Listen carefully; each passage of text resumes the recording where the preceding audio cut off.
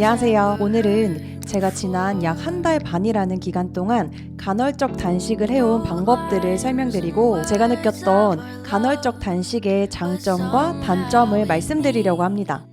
저는 간헐적 단식을 약 한 달 반 동안 해오면서 약 4kg의 체중이 감량되었습니다. 수치적으로 체중이 많이 줄어들진 않았지만 찍어둔 영상으로 전과 후를 비교해보면 눈으로 보기에도 뱃살이 많이 줄어든 게 보이고 실제로도 옷 사이즈가 줄어든 걸 느꼈습니다. 그럼 본론으로 들어가서 제가 했던 간헐적 단식의 방법을 설명드리겠습니다. 저는 하루 24시간 중에서 16시간 공복을 유지하고 나머지 8시간 안에는 식사를 진행하는 방식으로 했고요. 주로 첫 번째 식사는 오전 11시에서 오후 12시 사이에 진행을 했습니다. 그리고 마지막 식사는 오후 7시에서 8시 사이에 했어요. 그리고 취침 시간은 12시쯤에 했습니다. 마지막 식사를 하고 나서 최소 4시간의 소화 시간을 두고 취침을 했어요. 아침에 일어나서는 공복 상태에서 물만 마셨고 커피가 마시고 싶을 때는 디카페인 커피를 마셨습니다. 제가 디카페인 커피를 마신 이유는 이전에도 간헐적 단식을 한 적이 있는데 그때 공복 상태에서 커피를 마셨더니 위에 좀 무리가 가는 걸 느껴서 디카페인을 마셨습니다. 하지만 이것도 많지는 않았고 거의 공복 상태에서는 물만 마셨어요. 또한 공복 상태에서는 제로 음료도 마시지 않았습니다. 제로 칼로리, 제로 당이라고 하지만 굳이 공복 시간에는 먹지 않았어요. 물론 식사를 하는 시간에는 커피도 마시고 제로 음료도 자주 마셨습니다. 이렇게 아침에 생활을 하다가 오전 11시에서 오후 12시 사이에 첫 끼를 먹었습니다. 첫 번째 식사는 집에서 먹을 때는 주로 그릭 요거트에다가 그래놀라, 통밀빵, 베이글을 먹었고 외출을 할 때는 아무래도 첫 번째 식사를 먹는 시간대가 점심 식사 시간대이다 보니 일반 대중적인 점심 식사를 제공하는 식당에서 다양한 음식을 사 먹곤 했습니다. 다만 첫 번째 식사로 너무 기름이 지거나 국물이 많은 탕 종류의 식사나 당이 높은 음식들은 최대한 자제하려고 했습니다. 그리고 식당에서 판매되는 음식들 중에서 되도록이면 면류의 음식보다는 밥류의 음식을 먹으려고 노력을 했어요. 예를 들어서 고기를 먹을 때 냉면을 먹을 수 있는데 밥을 먹는다던가 카레우동 대신에 카레 덮밥을 먹는다던가 면과 밥을 선택할 수 있는 환경에서는 주로 밥을 선택하려는 사소한 노력을 했습니다. 제가 그랬던 이유는 밀가루 섭취를 완벽하게 끊는 것은 아니지만 조금이라도 줄이려는 노력의 일환으로 밀가루로 만들어진 면과 쌀밥 중에서는 쌀을 선택했었습니다. 밀가루를 끊으면 다이어트에 좋다는 것은 누구나 알지만 저의 경우에는 특정 음식을 완전히 끊어버리는 게 오히려 다이어트에 대한 강박을 주는 것 같아서 완전히 끊기보다는 줄이는 것을 선택했습니다. 이러한 방식으로 식단에 대한 큰 자유로움 안에서 사소한 저만의 룰을 만들면서 지키려고 했습니다. 대부분 마지막 식사는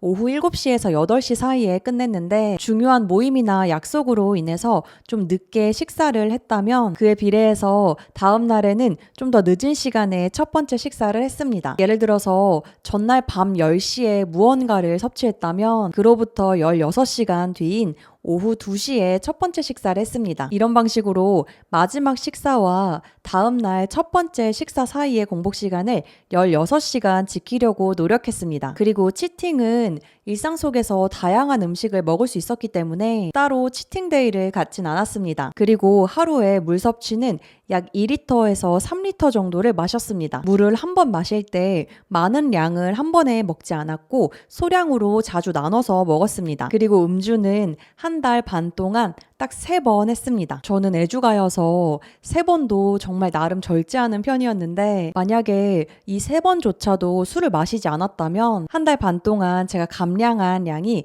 한 달 정도면 감량할 수 있지 않았을까 생각합니다. 이러한 자유로운 틀 안에서 사소한 룰을 지키는 방식으로 간헐적 단식을 한 달 반 동안 진행하니 체지방이 꽤 많이 제거가 되면서 몸이 가벼워졌습니다.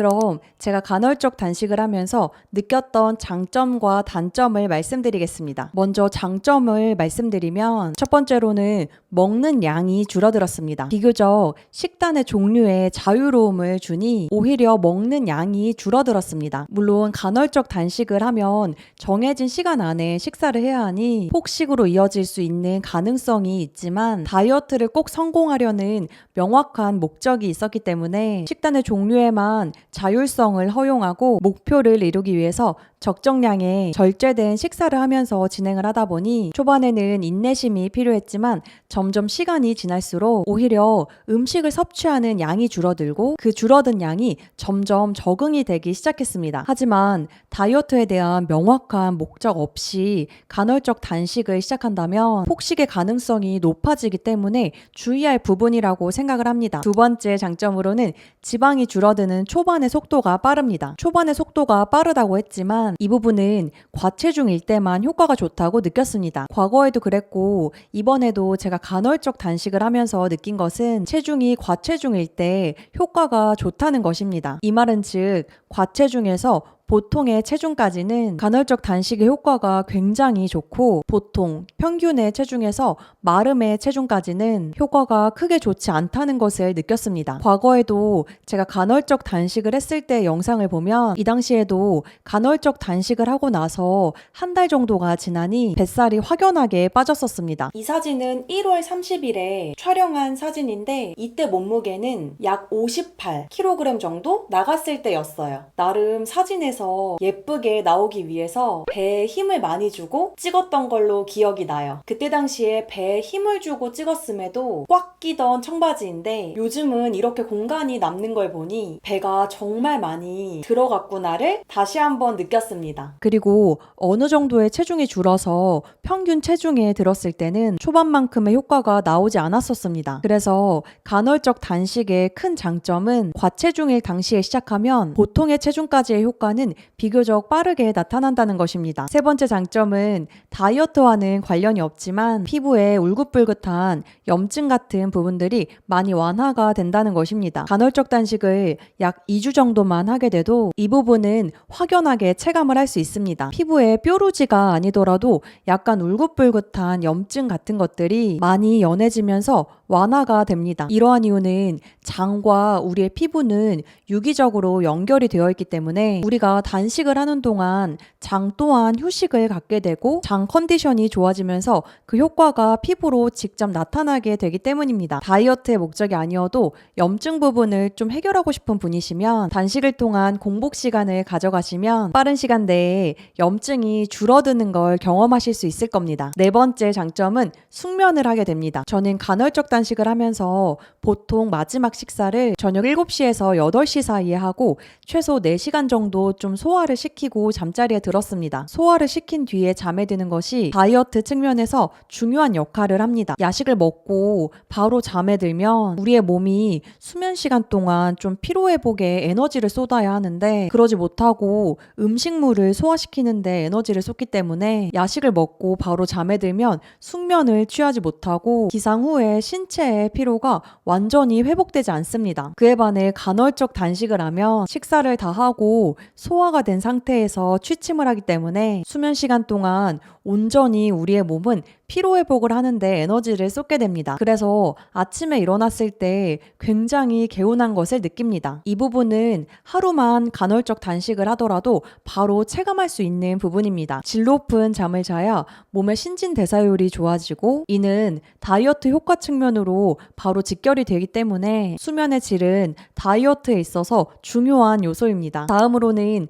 간헐적 단식의 단점을 다뤄보도록 하겠습니다. 첫 번째 단점은 앞서 설명드렸던 장점과 좀 연관이 되어 있는데 보통의 체중까지는 효과 있게 다이어트가 진행되지만 보통의 체중에서 더 많은 지방을 빼고 싶은 경우에는 좀 어려운 부분이 있습니다. 그래서 본인의 다이어트 목적이 보통의 체형이 아니라 마른 몸을 원하신다면 보통에서 마른 몸으로 가는데 다소 어려울 수 있습니다. 아무래도 식단의 자율성 때문에 일정 수준 이하의 체지방률로 내리는 데는 한계가 있는 부분인 것 같습니다. 두 번째 단점으로는 다양한 맛있는 음식을 먹지만 쉽지가 않습니다. 간헐적 단식은 식사의 종류에 대해 자유로워 보여서 언뜻 보면 쉬워 보이지만 어려운 부분도 많습니다. 일반적인 시간에 제한을 두지 않는 다이어트를 할 때는 밤에도 배가 고프면 프로틴바를 먹는다던가 계란이나 고구마를 조금 더 먹는다던가 등의 저칼로리 음식을 먹으면서 달랠 수 있는 기회가 있는데, 간헐적 단식은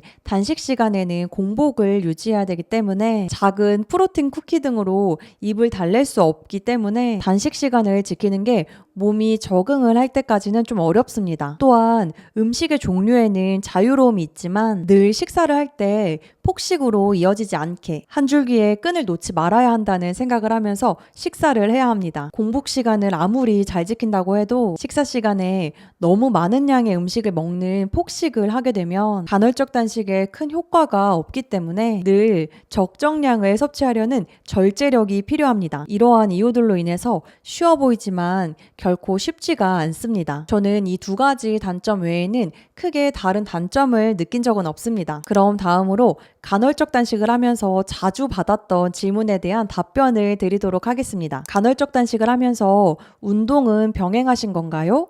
아니면 운동 없이 하신 건가요? 저는 간헐적 단식을 하는 동안에도 주 4회에서 5회 운동을 했습니다. 저는 주로 헬스장에 가서 웨이트 운동과 유산소 운동을 했는데, 유산소 운동은 경사를 높여서 인클라인으로 진행을 했습니다. 그리고 한 번 운동을 할 때 운동 평균 시간은 근력과 유산소 운동을 합쳐서 2시간 정도 진행을 했습니다. 공복 시간에는 배고픔을 어떻게 참나요? 배고픔을 참는다는 생각보다는 배고픔을 못 느낄 정도로 무언가에 좀 정신이 팔려 있는 게 좋은 것 같습니다. 간헐적 단식을 가장 쉽게 유지하는 방법은 공복 시간에 본인이 즐거워서 정신이 팔리는 취미를 하는 게 좋습니다. 이를테면 넷플릭스를 보는 걸 좋아하신다면 공복 시간에 넷플릭스를 본다던가, 게임을 좋아하신다면 게임에 빠져 있는다던가, 시간이 가는 줄 모르는 취미를 즐기는 것이 참 단순하지만 가장 좋은 방법인 것 같습니다. 우리가 무언가에 집중하여 흥미를 느낄 때는 배고픔도 잊고 했던 경험이 있는 것처럼 본인이 즐거워하는 취미 생활을 공복 시간에 하다 보면 그 공복 시간이 굉장히 짧게 느껴집니다. 공복을 하는 동안